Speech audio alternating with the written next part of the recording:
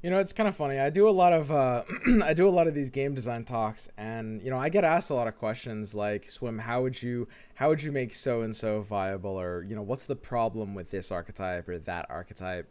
And at the end of the day, a lot of these questions actually have the same exact answer. And there's so many of these archetypes, right? Like Vlad, like Riven, like Yasuo even, this entire time.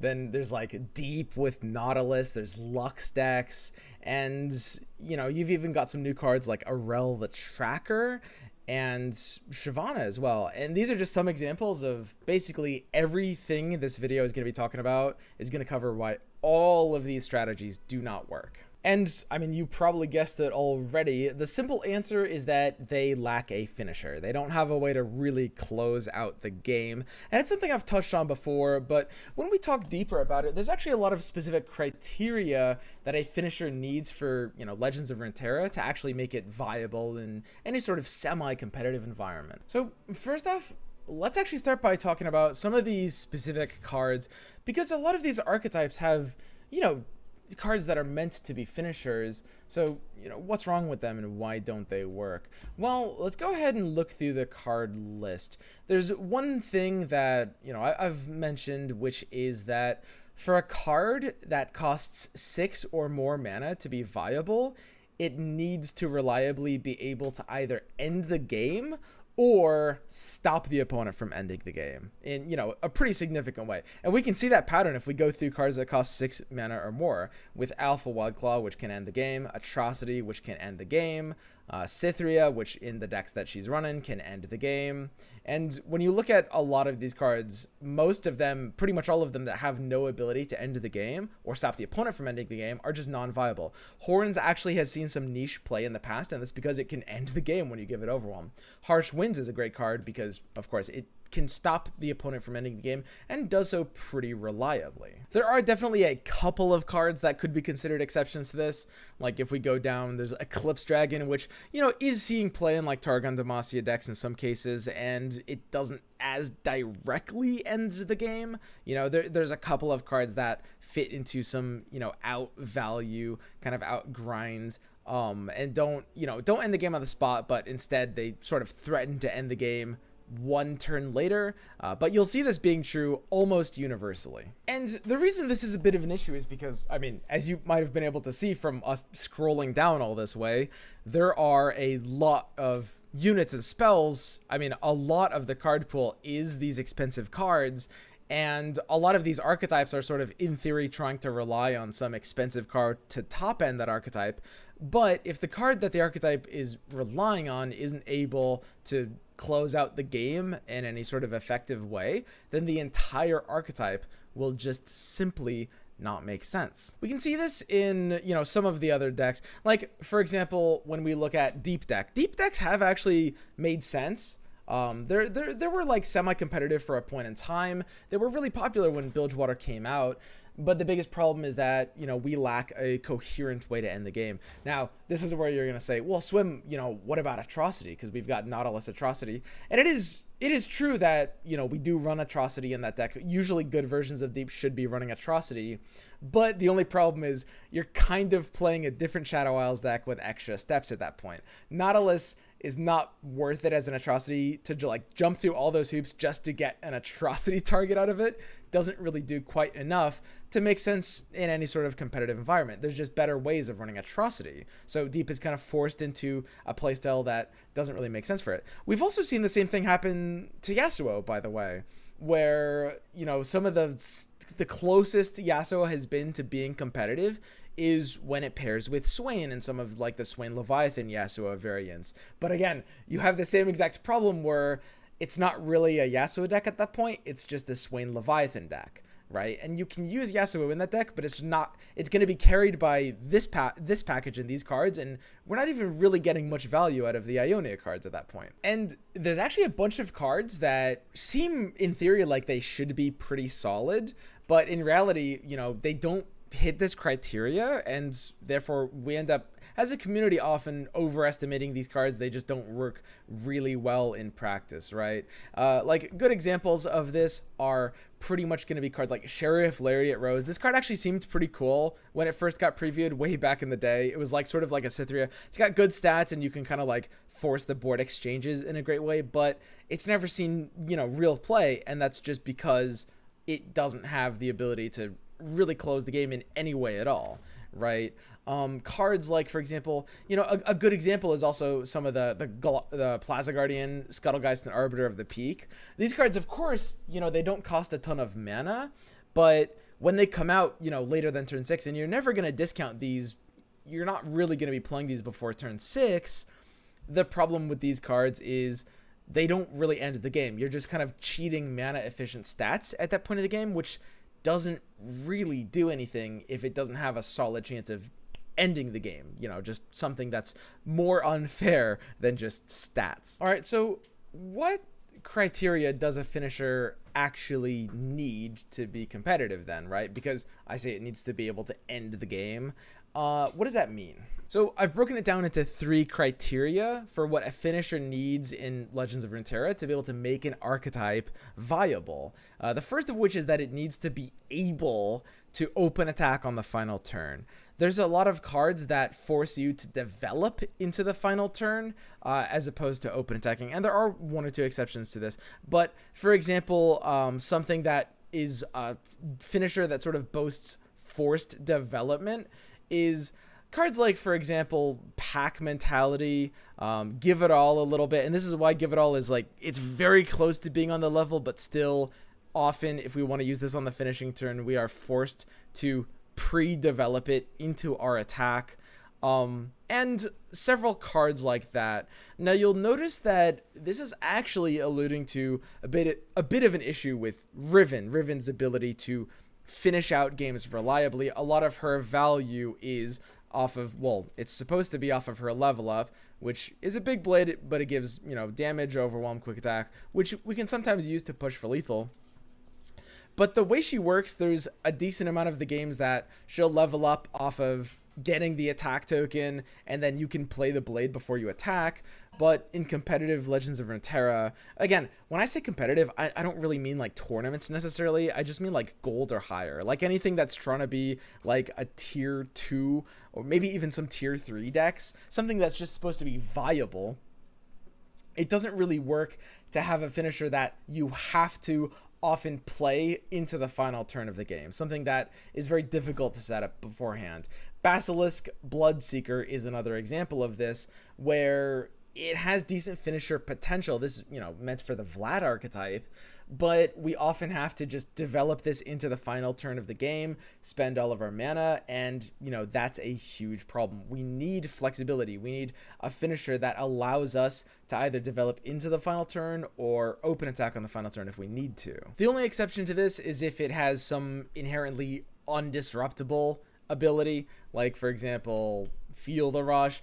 This card can get denied, but usually in those deny matchups, you can just play Ledros or something else that you don't have to play it. And there's some things they can do to it, but for the most part, because of the nature of this card, because you're pulling out a Tryndamere, you're pulling out 2 big units instead of just 1, it is very undisruptible. Captain Thrawn is another example where, you know, usually you're forced to develop into this attack, but because it's a split win condition, this big overwhelm and the decimates in hand, the fact that you have to develop into this a lot of the time makes it perfectly fine. The second criteria for this is it needs to be able to either end the game that turn or have insane defensive capabilities that can just reliably stop the opponent from winning on their turn. Something that I alluded to earlier. Most of these cards that are viable at 6 or plus mana can end the game that turn. You know, I mean, not in every board state, but easily have the ability to in, you know, a pretty reliable way. Some exceptions to that, but are still, you know, viable cards include like Twisted Fate. This is a card that has the insane defensive potential to the point where even though it can't win the game the turn it levels up, at the point where you're gold carding every turn, most opponent win conditions will get shut down by that, right? And, you know, the red card as well, just the level up in general will usually stop the opponent from doing what they want to be doing. And Karma is another one of these examples with insane defensive capabilities to the point where it doesn't have to win the game exactly that turn. Although it goes without saying that usually these cards do still end up winning the game basically the turn after. And then the third and final criteria a finisher needs is it needs to basically not lose to the kind of like most notable tech cards of whatever given meta we're in. So right now that's Hush. A finisher cannot work in Legends of Runeterra if it gets hard countered by Hush. There's some exceptions to this, like there's different degrees of counterability, right? Ezreal is one of the finishers in, you know, most styles of PNZ Noxus decks, and you can Hush Ezreal, of course, but it's not a finisher that's dependent on it, right? Like my Ezreal doesn't have to Hush if I'm afraid of it getting Hush blocked, and we can still just like spam spells dealing damage to you until you lose the game, or maybe you can Hush my Ezreal early, but then I'll still deal the damage to you when it's unhushed later, right? Something that gets shut down by Hush is example like Viktor. That's a large part of the reason why Viktor doesn't work as a finisher. And don't get me wrong, Viktor does have some other issues, but probably the biggest one right now is that his archetype doesn't have a finisher, right? Because, you know, you've got Viktor, and you can build Viktor out in a lot of different ways, but a very common way Viktor decks play is they also use Neandroid to be able to just like have a really big statted unit and try to close the game out with that.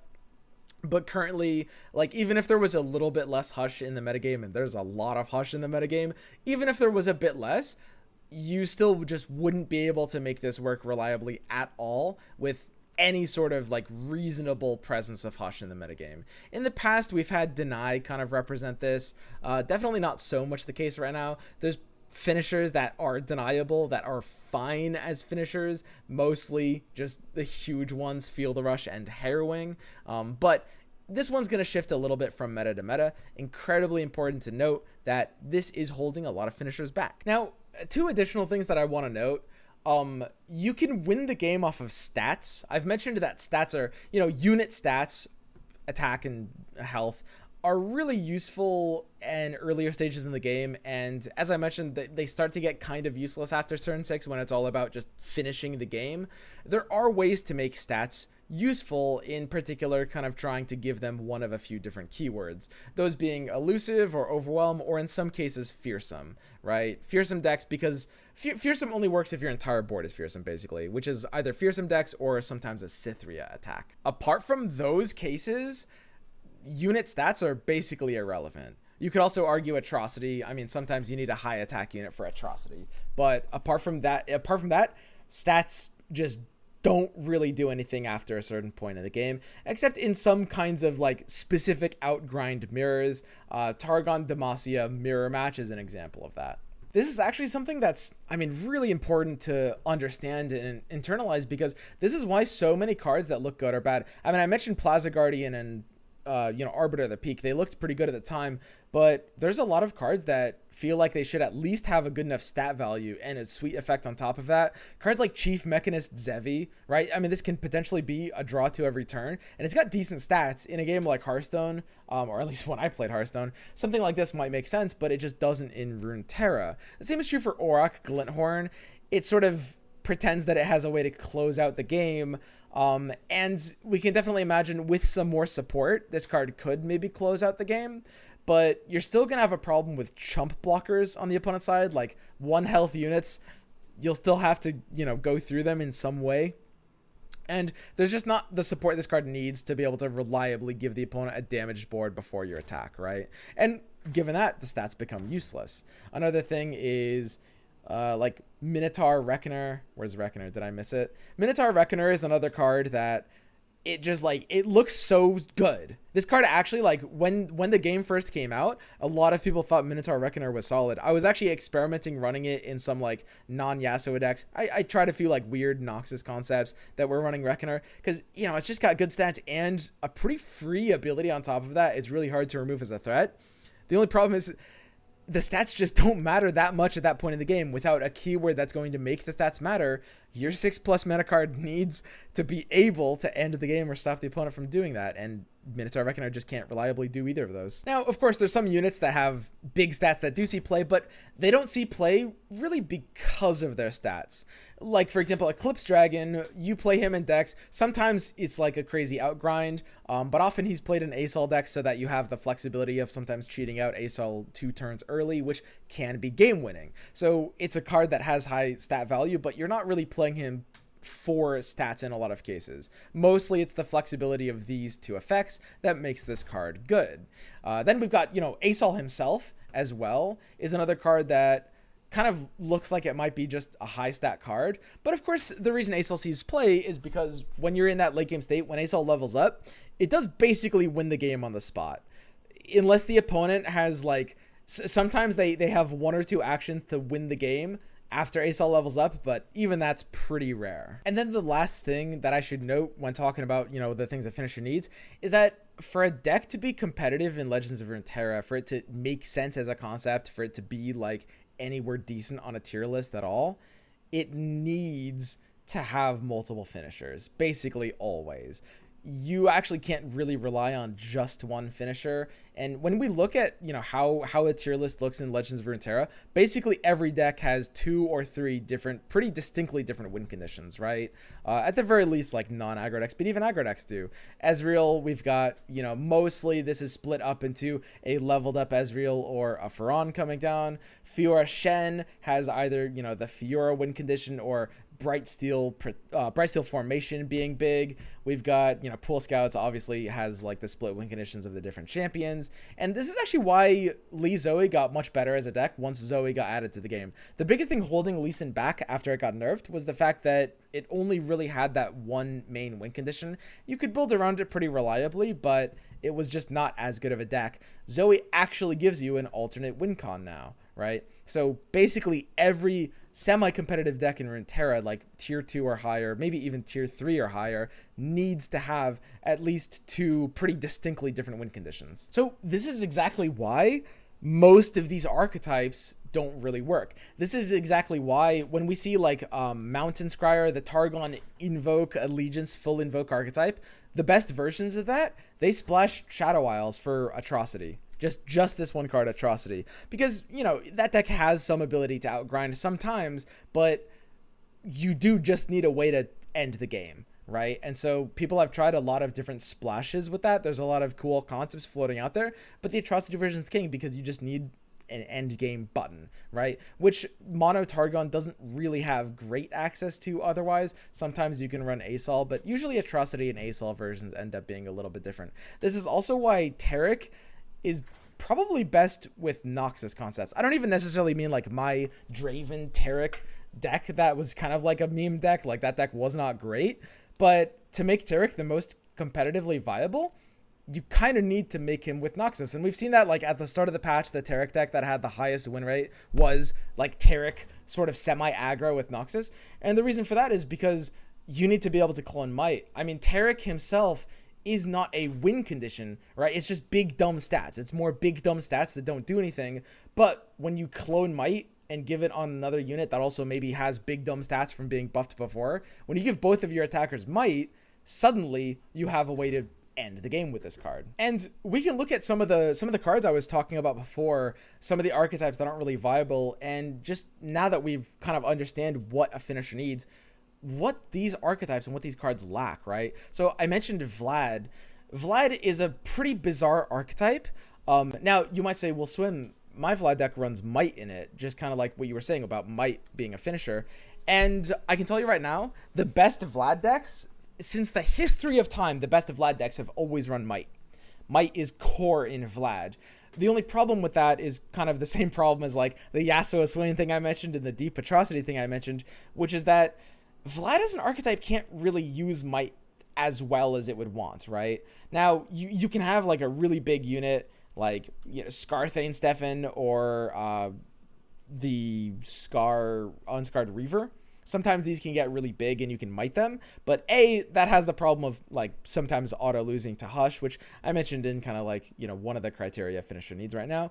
But B, and this is kind of bigger, a lot of what value you get out of a Vlad archetype isn't really necessarily trying to end the game on the spot. Like, Vlad is a very bizarre archetype that's built around many different things. Like, Vladimir himself isn't really trying to end the game. They ended up buffing him by giving him lifesteal as well, which doesn't really do much, or sorry, not lifesteal, but it's a drain on his keyword, right?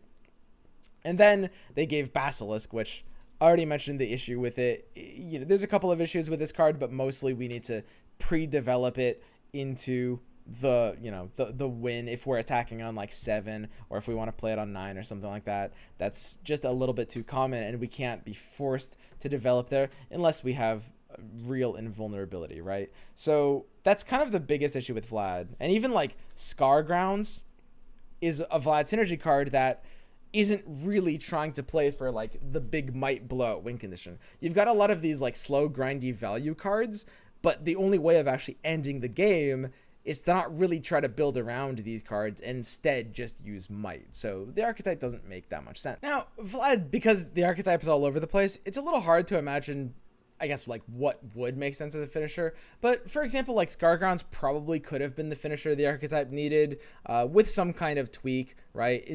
Instead of like +1, it was Overwhelm and balanced around it. Again, when we're talking about design, balance comes later. Like, you can change some of the numbers, you can change the mana point. It just comes about like the fundamental design of how, you know, this kind of card should function. Or you could make it like it gives Overwhelm after a certain number of allies have survived damage or something, then it can give Overwhelm to that unit or the board or something, right? Something that has to do with Overwhelm, because Overwhelm is the finisher that these Vlad style decks need.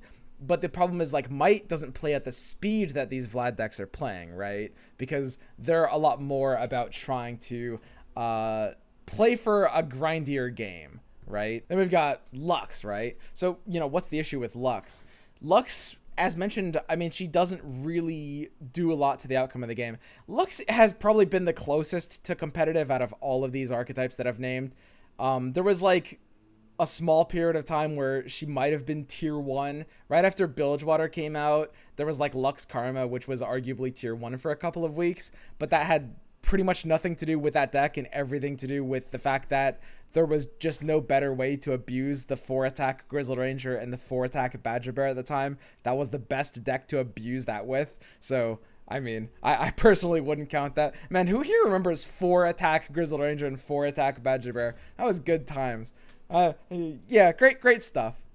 Then of course we've got stuff like Yasuo. I already mentioned that Yasuo just doesn't really have finishers. The closest to a finisher Yasuo has is like Fey Blade Twirler, but again, we don't really have a way to turn these stats into value, right? We can try to use Might on Fey Blade Twirler, but we end up with the same problem as Vlad, right? Where Yasuo, a lot of what Yasuo wants to do is kind of slow down the game. Fey Blade Twirler is a 2-mana unit that you have to play early, and it needs to survive, and you have to hope the opponent doesn't have a blocker for it, right? Sometimes you can like catch a weird opponent off guard by stunning too many units on their board and sniping in a Fey Blade Twirler, but that's just not going to happen against any sort of reasonable deck, unless maybe they just don't expect, you know, Deafening Roar.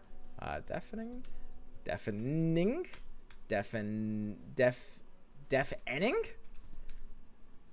Intimidating?